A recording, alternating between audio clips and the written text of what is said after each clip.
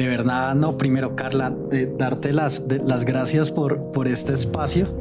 Sabemos lo valioso de tu tiempo, así que pues vamos a generar ahí una conversación lo más divertida posible. Así que pues bienvenida a la antropóloga, bienvenida a la profesora, a la conferencista, autora de 3 libros, editora científica y ya por más de 7 años, si no me equivoco, directora de la especialidad en diseño del mañana en Centro en México. Así que pues Carla, ¿no? Placer total de tenerte acá en este espacio. El placer es mío, Andrés. Muchísimas gracias por la invitación. Vale, no, y seguro todas tus conversaciones en su gran mayoría son de futuros. Esta posiblemente y claramente no será la excepción, pero sí vamos a jugar un poco en movernos en el tiempo. Sin duda alguna, incluso como lo veíamos en la película de la trilogía de Volver al Futuro, ¿no? En ese vehículo que era el DeLorean de Time Machine, que permitía irnos y desplazarnos en el tiempo. Si se acuerdan, a 140 kilómetros por hora, ya el vehículo despegaba. ¿Tienes eso conectado al coche? Observa. Sí. Así que pues arranquemos muy desde ahí. Vamos al pasado, Carla, para que nos cuentes un poco de dónde vienes, cómo llegaste a este mundo de estar diseñando futuros. ¿En qué momento termina Carla pensando, sintiendo y viviendo en diseñar el futuro?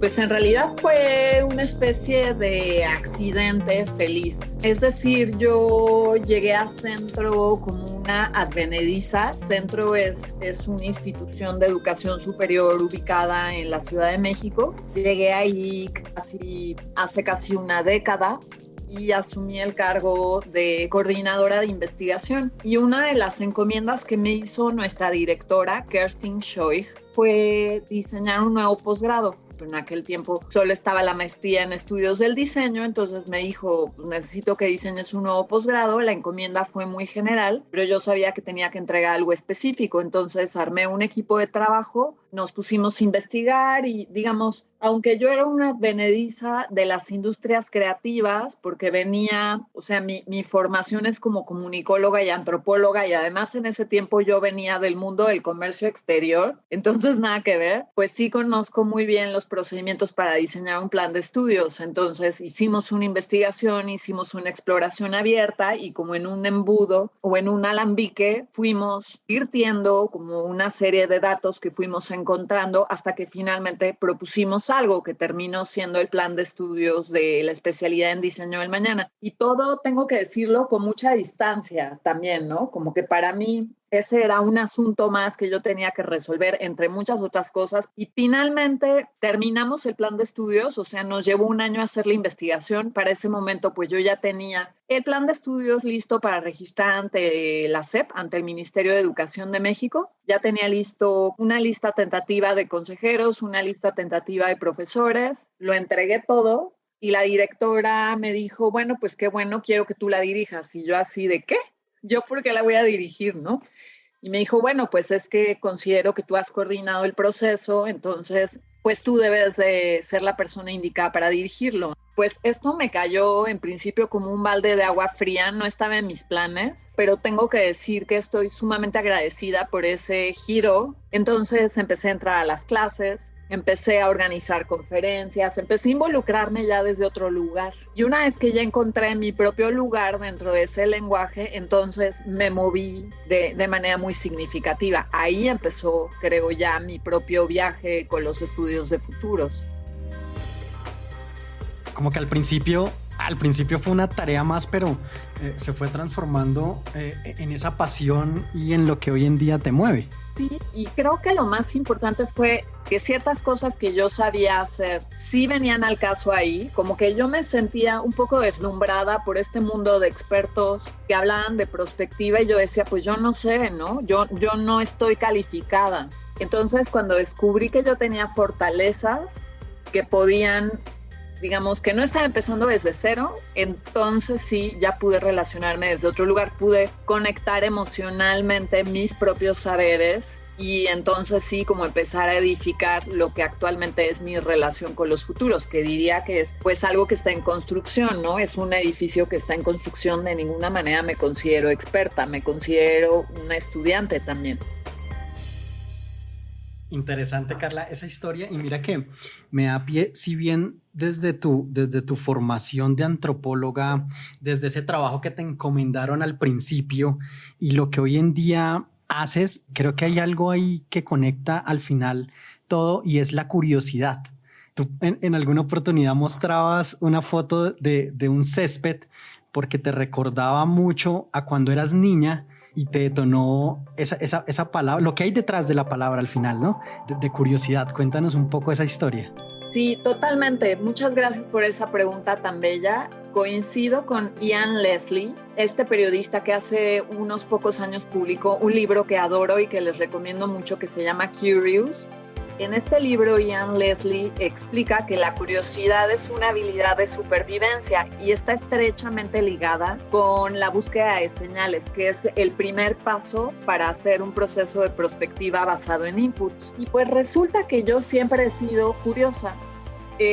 Yo creo que todos nacemos siendo curiosos, todos los humanos nacemos siendo bichos curiosos, y pues la idea es aprender a practicar las dos, la curiosidad diversiva y la curiosidad epistémica, y sobre todo la epistémica, que es la que está vinculada con la construcción de conocimiento. Si tú no tienes hambre por saber más, no vas a ver las señales de cambio. O sea, es muy fácil que se apague este afán de saber más, y eso es muy peligroso porque si tú no ves las señales de cambio, básicamente la realidad te va a tomar por sorpresa todo el tiempo. Lo que hago de forma muy consciente es promover la curiosidad, quitándole este halo peligroso. A los niños les decimos que la curiosidad mató al gato, pero nosotros no somos gatos, entonces que se preocupen los gatos. O decimos, claro, la curiosidad está ligada con el tabú, con lo peligroso, con lo sexual, con las escatologías, ¿no? Todas estas cosas que nos están prohibidas, que son misteriosas, que están en el interior de nosotros o que están en los confines de lo que consideramos civilizado, apropiado y correcto. Pero allí, en esos confines, en esas zonas prohibitivas que pertenecen al tabú, es donde están las semillas de cambio. Dice Amy Webb, la directora del Futures Today Institute, que el tabú de hoy es el mainstream de mañana. Entonces, voltear a ver el tabú es una forma de entrenar tus sentidos para ver las señales y sensibilizarte ante el cambio. Carla, y voy a retomar esa última parte muy desde la educación. O sea, tú al final eres una líder que transforma mentes, ¿cierto? Con esta palanca súper poderosa que es la educación y desde esa curiosidad creo que es una habilidad y una competencia muy importante hoy para poder crear estas nuevas ideas. Cuéntame un poquito cuáles son esas habilidades, competencias, destrezas y conocimientos del futuro, y no por ser del futuro, sino porque son del presente que nos van a garantizar movernos de una mejor forma en el largo plazo. Coincido contigo, hay quienes las llaman habilidades del futuro, pero en realidad son habilidades para el presente, que te ayudan a estar en el presente desde otro lugar y tienen que ver con la curiosidad tal cual, pero la curiosidad epistémica, es decir, la curiosidad que es generativa y que te lleva a sentir hambre por saber. Está también la inteligencia cultural, que yo creo que aquí sí es un poco más fácil, porque en esta era en la que puedes tomar una clase con estudiantes internacionales conectados por Zoom, la inteligencia cultural me parece que es un poco más fácil de adquirir, de desarrollar. La creatividad, naturalmente, como habilidad para detectar, para olfatear problemas, la habilidad para pensar con profundidad y con capacidad de genuina reflexión. Es una habilidad que se está perdiendo. Este grandísimo problema lo plantea Nicholas Carr en su libro The Shallows. Y bueno, básicamente es un problema que se ha originado porque la lectura en Internet requiere interrupciones. O sea, Internet no te permite leer de cabo a rabo algo, ¿no? El contenido de Internet no se puede leer por completo, tienes que ir brincando.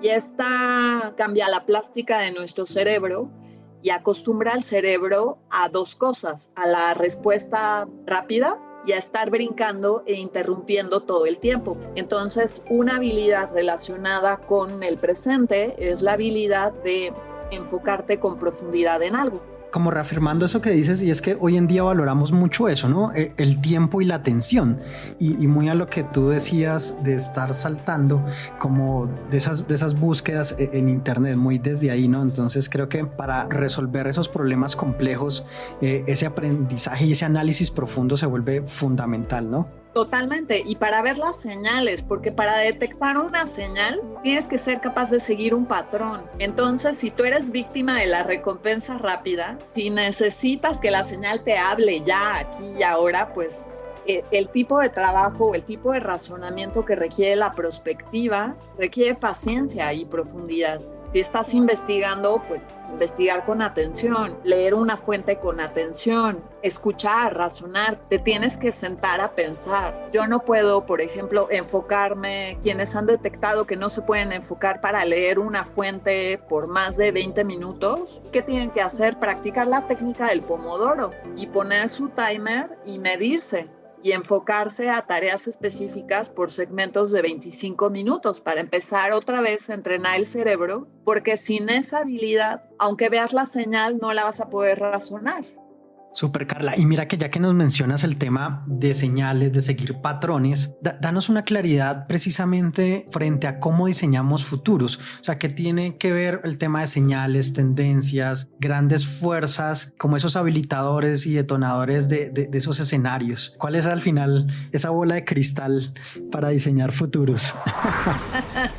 Bueno, primero, muchas gracias por ese bello pase, Andrés. Eso me permite aclarar para quienes nos escuchan, pues que justo cuando se hacen estudios de futuros o cuando se hace un proceso prospectivo, un proceso de foresight, pues no adivinas el futuro, sino más bien analizas el presente y especulas en torno a qué podría pasar en 10 o 20 años, ¿no? Pero evidentemente pues es mucho más fácil pensar en el corto plazo que en el largo plazo. Entonces nosotros nos proponemos pensar de 10 años en adelante. ¿Cómo le haces? Pues hay muchas técnicas, herramientas e instrumentos, o sea, es un lenguaje que hay que aprender. Lo que hacemos es un proceso que Joseph Boros sintetizó en 4 momentos, que es el momento del análisis del sistema, después el momento del análisis prospectivo, después el momento de los outputs y finalmente el momento de la estrategia. Pues todo empieza por aprender a leer las señales del sistema, como hacer una foto del sistema, entender qué ha pasado y qué está pasando para poder sobre eso especular en torno a qué podría pasar.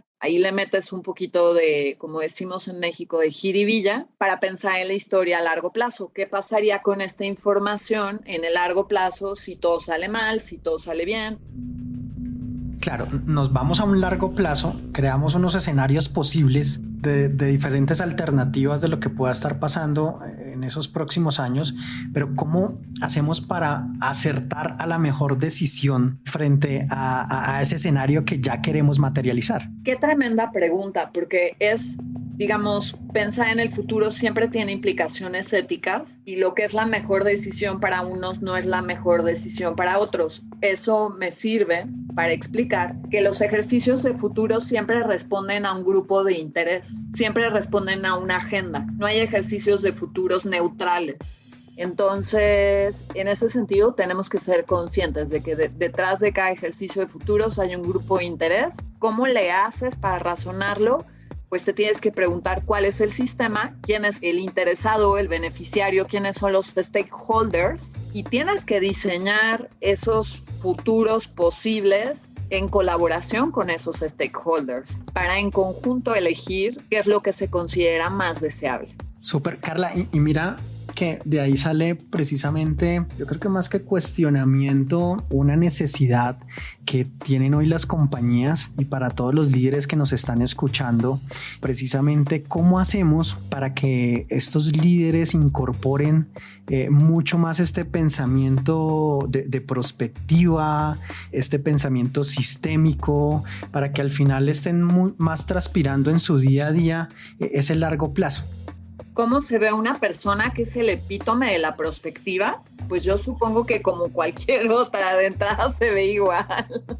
Es decir, los grandes y las grandes prospectivistas de esta era se ven, caminan y hablan como cualquier persona, digamos, si acaso toman decisiones de una forma diferente. Cómo se ven iguales, pero su performance es diferente. En el sentido de que consideran muchas alternativas. Yo le llamo a esto como que desarrollan un coeficiente prepper, que son estas personas que viven esperando un cataclismo, construyen un búnker, tienen una backpack, están preparados para emergencias, ¿no? De hecho, el preparacionismo y los estudios de futuros son contemporáneos, pues nacieron más o menos al mismo tiempo, pero a ojo de buen cubero, un prepper y un estudioso de futuros se ve igual que cualquier otra persona. La diferencia fundamental es que un prepper tiene en su casa un búnker, está preparado para los tiempos difíciles y supongo que esa es una lección importante. Carla, y mira, ya que hablamos de este tema, ¿hacia dónde crees que vamos como sociedad? ¿Qué crees que nos espera un mundo de cielo o de infierno? Bueno, de hecho, soy muy crítica del paradigma evolucionista. Como antropóloga, reconozco que ahí está el origen de la antropología, pues ni modo, así empezó la cosa, y el origen de la práctica antropológica es evolucionista, pues sí, es coincidente con el origen de las especies de Darwin y con esta creencia de que estamos en una línea evolutiva hacia alguna parte. La gran responsabilidad de construir a dónde queremos ir. Esa es la pregunta, ¿a dónde queremos ir? Actualmente todos nosotros, ustedes, yo, quienes nos escuchan, estamos viviendo en el futuro que alguien más creó y no nos preguntó. No fue un diseño centrado en el usuario. Entonces ahora nos toca a nosotros decidir escenarios donde a lo mejor no vamos a estar, ¿no? Cuyos resultados no vamos a ver, pero creo que pues tendríamos que hacerlo mejor. Súper, Carla. Y conectando con la pregunta anterior de estos líderes que están haciendo locuras, entre comillas, ¿crees que debemos de tener algo de locura o qué de especial podrían estar pasando por sus cabezas que de pronto sí nos pueden estar llevando a un mejor futuro? Hay una ley del futuro de James Dator que me encanta, que el director del programa de estudios de futuros de la escuela de Manoa en Hawái, uno de los principales prospectivistas de Occidente, puso sobre la mesa una serie de premisas de trabajo y una de esas premisas es que las ideas útiles acerca del futuro, al menos en principio, deben parecer absurdas, ridículas. Las ideas útiles acerca del futuro, en principio, deben parecer ridículas. Me gusta mucho esta idea porque de alguna manera conjura la costumbre que tenemos o este temor galopante que tenemos de hacer el ridículo. Como que lo peor que te puede pasar, el peor castigo social es la vergüenza y todo. Nadie quiere parecer un idiota, pero este miedo al ridículo es enemigo del pensamiento de futuros, porque entonces aprendes a autocensurarte. Pero entonces esto pasa por aprender a autoescucharte, aceptar tus ideas ridículas, atreverte a formularlas, atreverte a testearlas, a mostrarlas a otras personas y correr el riesgo de que se burlen de ti. Entonces, creo que tenemos que hacernos el cuero más duro, también como preparacionistas, pues, como aprender a tener una coraza y aprender a resistir el miedo al ridículo y aceptar y madurar en tu cabeza esas ideas ridículas, llevarlas a la práctica, someterlas a retroalimentación, ver qué pasa con ellas y desarrollarlas, ¿no? Eso yo creo que no nada más aplica al pensamiento prospectivo, sino a pues estar en el mundo poniendo soluciones creativas, soluciones ingeniosas e innovadoras sobre el mundo. De acuerdo, y un poco es arriesgarnos y ser esos impulsores del cambio, ¿no? Muy desde ahí que incluso también para eso diseñamos futuros, ¿no? O sea, para traer eso que visualizamos y tenemos la habilidad de identificar de lo que pueda estar pasando en los próximos años y traerlos al presente para al final ejecutarlos y llevarlos a la acción, ¿no? Y desde ahí, ¿para qué más, Carla, nos sirve estar diseñando futuros? Desarrollar un pensamiento a largo plazo te sirve, bueno, para anticiparte y poner sobre el mundo soluciones. También te sirve como para hacer, yo le llamo las artes marciales mixtas, ¿no? El MMA de los futuros. Tomar este lenguaje prospectivo y asumirlo como artes marciales mixtas, aprender a moverte frente a lo que venga, ser un poco más adaptables al cambio, porque el cambio es cada vez más acelerado. Los estudios de futuros tienen el propósito estar listo para lo que venga. Yo cuando voy a Bogotá me llevo el abrigo, como que tengo que llevar bikini, pantalones, abrigo, todo el mismo día porque puede pasar todo. Y de eso se trata, de intelectualmente y en términos de actitud y en términos de organización, estar listo para lo que venga. Ese punto, Carla, me parece súper clave, muy desde la flexibilidad en las organizaciones. Y desde ahí, ¿cuál es tu opinión de cómo llevamos a que las organizaciones sean tan flexibles que les permita estar reinventándose constantemente, les permita estar rompiendo ellos mismos, incluso los mismos paradigmas que ellos crean, y que estén en esa evolución de innovación constante? ¿Cómo hacemos para que esos líderes tengan en su ADN eso que al final es lo que hay detrás de las compañías? Es un poco la misma reflexión que les compartí hace un momento acerca de los individuos, pues las organizaciones están hechas de personas y la única forma de aprender a ser más plástico ante el cambio, que no es un mero ejercicio de voluntad, pues aquí hay que trabajar por eso. Es un lenguaje que la compañía tiene que adquirir y que no es rápido. No se recompensa rápido y ¿saben qué? Vivimos en una era, así como vivimos en la era de The Shallows, pues somos muy susceptibles a la recompensa rápida. Entonces, pues hay que estudiar. ¿Qué es lo que tienen que hacer las organizaciones? Prepararse y ser paciente, ¿no? Dejar que la plantita vaya creciendo.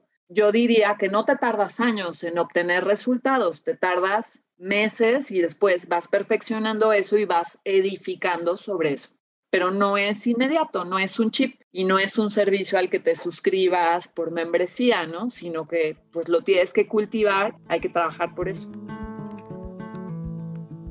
Sí, y sobre todo es que muchas veces creo que en las organizaciones un hábito es estar muy inmersos en ese día a día, en esa operación, en ese rol y esa responsabilidad y sacar tiempo precisamente para investigar, para curiosidad, para innovar, es mucho más complejo. Entonces desde ahí sí es clave cómo desatoramos la mente para que piense muy desde acá, desde esta otra orilla.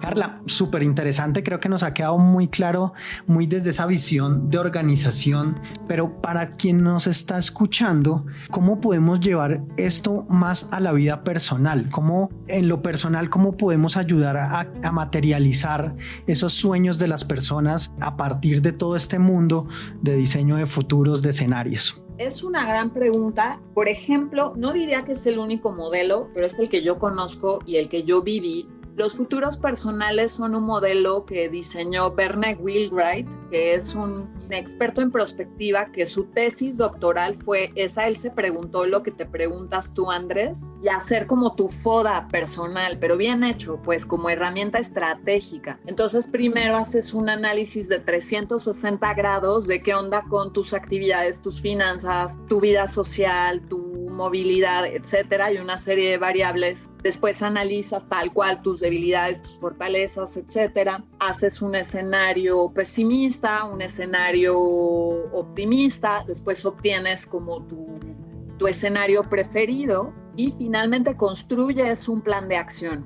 Hay mucho trabajo emocional detrás de eso, te das cuenta de muchas cosas. Por ejemplo, yo que hice este curso hace unos 5 años, me di cuenta de que si yo seguía por donde iba, era altamente factible que llegara muy rápido a mi peor futuro posible. Y pues salí con un plan de acción y tomé decisiones muy específicas, pues no sé, dejé de fumar, empecé a cuidar mi salud de una forma distinta, cambié mi esquema de seguro de gastos médicos mayores, o sea, empecé a tomar muchas decisiones estratégicas. O sea, yo estuve la primera generación de ese taller y dije, tenemos que tenerlo, pero en la especialidad. Y déjenme decirles que algunos de mis egresados, porque me mantengo en contacto con todos los egresados de la especialidad, me cuentan de cómo siguen trabajando con su mapa de ruta y cómo les ha ayudado a tomar decisiones en la vida. O sea, realmente no estoy diciendo que es la panacea, pero es una herramienta muy útil. Y Carla, perdón, te interrumpo, porque creo que lo que nos estás contando es bastante interesante, sobre todo porque al final también para poder transformar organizaciones, transformar todo un país, el mundo, pues tenemos que transformarnos primero nosotros, muy desde el ser. Y si queremos escuchar ahí la historia larga de lo que viviste, y porque es que esos cambios y esas decisiones y esos cambios de viraje en lo personal no son fáciles. Cuéntanos un poco, porque seguramente hay miles de lecciones ahí. Les decía, yo en términos de salud, pues fumaba como chimenea, entonces mi relación más larga de la vida ha sido con el tabaco. Tenía 30 años de tabaquista, dejé de fumar. Y en fin, así poco a poco empecé a tomar decisiones. Y así poco a poco he visto a gente que se lo toma muy en serio y que tiene mucha claridad en qué tiene que hacer. Para quienes digan, bueno, yo lo quiero intentar, ¿qué hago? Pues Verne Wheelwright es un tipazo súper generoso. Si se meten a su página web, googleen a Verne Wheelwright, van a encontrar su página web que se llama Personal Futures. Váyanse a la sección de descargables y ahí está el libro en español, en inglés. Y si ustedes son más de ir a la escuelita, de que lo quieren hacer en compañía, en Centro abrimos el curso varias veces al año. Lo damos online, inscríbanse en el siguiente curso, se meten a centro.edu.mx y ahí vean la cartelera de cursos y háganlo con nosotros y cambien su vida porque está cañón. Carla, es que tocas un punto, no me quiero todavía salir de este tema, porque para tomar esas decisiones muy de cambio, pues lo que uno tiene muy entendido es, venga, tenemos que generar una conciencia, un deseo para ahí sí transformarnos y generar esos cambios ahí sí mucho más disruptivos en nuestras vidas. ¿Qué hay detrás de lo que se vive precisamente en ese diseño de futuros personal? Buena pregunta. Bueno, a ver, creo que las motivaciones de cada quien son distintas. Por ejemplo, a mí, figúrense, yo ya tenía unos años en el ámbito de los futuros cuando tuve mi experiencia de los futuros personales y a mí me llevó una incomodidad personal.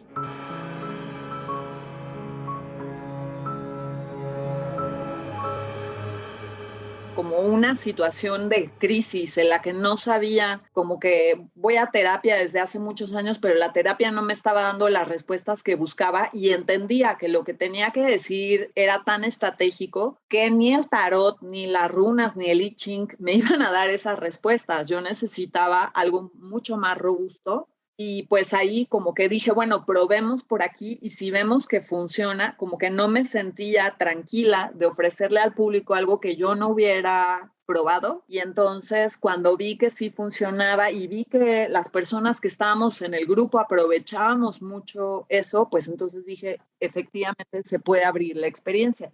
Pero yo diría, para responder a tu pregunta, que todo tiene que ver con un momento de desbalance de fuerzas donde tú necesitas respuestas. Súper, yo le llamo como revelar realidades conscientes, porque es que muchas veces vivimos en una linealidad y siendo muy inconscientes de cosas que hacemos. Entonces creo que esa foto muy seguramente que construimos nos ayuda a hacer esos clics y muy de acuerdo, creo que es un trabajo ahí súper poderoso y claramente pues ayudará a ese cambio personal para impulsar esos cambios y lograr inspirar pues lo que estamos buscando en las organizaciones y a todo un país, ¿no? Totalmente de acuerdo. De hecho, hemos tenido la oportunidad de brindar este servicio a través de organizaciones que desean que sus C-levels, por ejemplo, tengan un proceso de futuros personales primero, antes de hacer una gestión del cambio. lo cual tiene que ver con esto que tú decías, ¿no? De, bueno, pues si la gente ya tiene resuelto su futuro personal dentro de la organización y se ve a largo plazo dentro de la organización, pues entonces ya con estas piezas clave podemos gestionar un cambio mayor. En ese sentido, yo creo que incluso se debería de ofrecer como una prestación, sin lugar a dudas, porque eso apela pues como a la salud mental y a la salud integral de tus colaboradores, y no nada más debería de ser para C-levels. O sea, la gente cree que se trata de hacer como planas de qué quieres que pase con tu vida, pero no, es mucho más que eso. Se trata más bien de lo que les decía hace un momento, lo que comentábamos hace rato, desarrollar una plástica frente al cambio. Entonces se trata de tener una actitud kung fu, como de no importa lo que venga, yo tengo una actitud kung fu. Estoy listo, conozco mis recursos, tengo mi backpack, tengo mi búnker, estoy listo para lo que venga, ¿no? Y me voy a hacer para donde me tenga que hacer, no importa que venga hacia mí. ¿Y cómo inyectamos, Carla, quimioterapia de futuros en esos líderes? Me encanta, me encanta. Pues si se lo dejamos todo como a libre arbitrio de los corporativos, no va a suceder, ¿no? Pues supongo que los líderes de los corporativos están ocupados con otras cosas. Entonces, supongo que es yo asumirme como agente de cambio y yo asumir mi propia responsabilidad. O sea, yo cada vez veo más a la gente dejándole la responsabilidad de su futuro a Jeff Bezos, que no pueden con sus vidas, ¿no? Que sus vidas son un desastre. Yo digo, voltea a ver la vida personal de Jeff Bezos, voltea a ver la vida personal de Elon Musk. Pues tienen vidas bastante complicadas. ¿Cómo le vas a dar la responsabilidad de tu futuro a un dude que aunque sea millonario, tiene una vida personal desastrosa? O sea, es como pedirle a un sacerdote que te dé orientación sobre el matrimonio, algo sobre lo que no tiene experiencia o tiene una pésima experiencia. Entonces, yo digo, se trata más bien de asumirte como agente de cambio y entender que tú tienes que levantar la mano y decir, a ver, ¿cómo me preparo yo? Porque si el día de mañana la ola me lleva, pues el líder de la corporación no va a estar ahí para responder por mí. Entonces, creo que a título individual, movido por mi propia curiosidad y mi propia voluntad de supervivencia, tengo yo que preguntarme dónde me formo, dónde leo, dónde puedo aprender, ¿no? Claramente tus seguidores no son Jeff Bezos ni Elon Musk, pero ¿cuál es ese crack que sigues y que nos están escuchando? Puede ser un punto de referencia y el por qué. Pues les recomiendo mucho a Amy Webb, la directora del Future Today Institute. Ella es muy activa en redes. Además, me gusta mucho porque es una mujer que siempre está poniendo sobre la mesa soluciones específicas. Además, el informe anual de tendencias del Futures Today Institute es una joya muy apreciada. Y además, en términos de método, pues siempre tiene propuestas muy interesantes y tiene libros increíbles. Les recomiendo The Signals Are Talking, que no es su único libro, pero es uno de mis libros favoritos. Les recomiendo seguir al Institute for the Future de Palo Alto, California, y ahí se van a encontrar gente súper cool como nuestro consejero internacional Jake Donagan, que es antropólogo y es prospectivista formado en Manoa. Les recomiendo mucho a una prospectivista australiana que se llama Mary Conway, que es súper clever y también tiene como propuestas muy específicas, muy claras. Está también Sohail Inayatullah, que él hace asesoría de futuros para la UNESCO y tiene un modelo que yo no soy tan fan, pero a la gente y a mis estudiantes les encanta, que se llama CLA, que es análisis causal por capas. Y les recomiendo también, que trabaja mucho en colaboración con él, les recomiendo a José Ramos. Es un prospectivista australiano.